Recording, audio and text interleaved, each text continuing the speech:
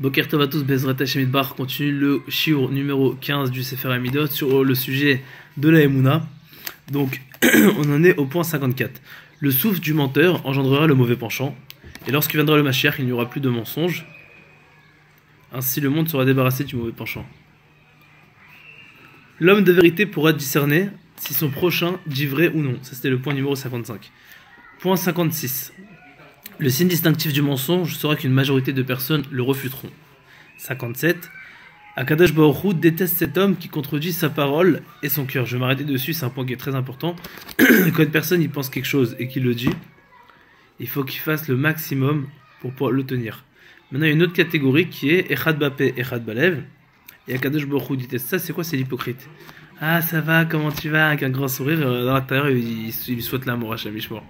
Ça, faut pas. Il faut tout le temps être en symbiose. P élève.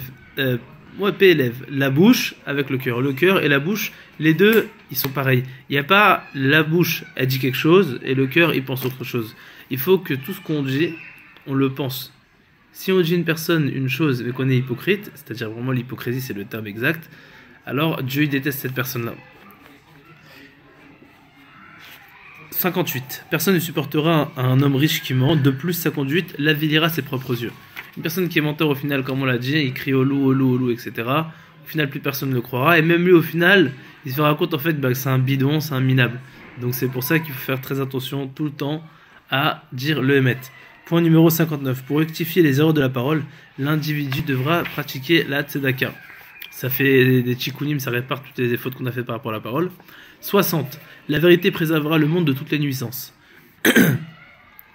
61. La flatterie mènera l'individu au mensonge. 62. Celui qui donne la tzedaka méritera en récompense d'accéder à la vérité. Ça amène le émet. Donc c'est très important toujours de bien donner la tzedaka et besimcha. 63. À cause du mensonge, tu reviendras inévitablement à haïr les gens modestes. 64. On reconnaîtra si un homme aime ou non le mensonge selon le comportement de ses serviteurs. On avait déjà dit ça, qu'en voyant les serviteurs d'une personne et lui-même, on peut voir si eux ils sont menteurs ou si lui il est menteur, et on avait dit que l'un il dépendait de l'autre dans le sujet, dans le chapitre émet. 65. Sans vérité, point de bonté. S'il n'y a pas de émet, il n'y a pas de récède, c'est logique. 66. Si tu as menti sans te repentir, le jour où Akadosh Baruch Hu voudra te porter secours, le mensonge révélera alors tes fautes afin qu'il ne te sauve pas. Tout le temps, il faut faire attention à ne pas mentir. 67. Grâce à la vérité, Akadosh Baruch Hu te délivrera de tous les malheurs. 68. Mieux vaudra pour l'homme de mourir plutôt que de vivre, d'être considéré comme un menteur des autres.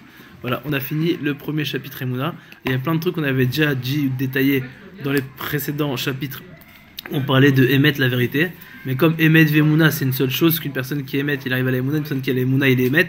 Donc en fait, il y a beaucoup de choses qui se répètent, mais c'est important et c'est bien, parce que ça nous fait une chazara, ça nous fait un rappel, pour pouvoir encore mieux appliquer les choses. Voilà, Bezrat Hashem, une excellente journée, remplie de bonnes choses si Dieu veut.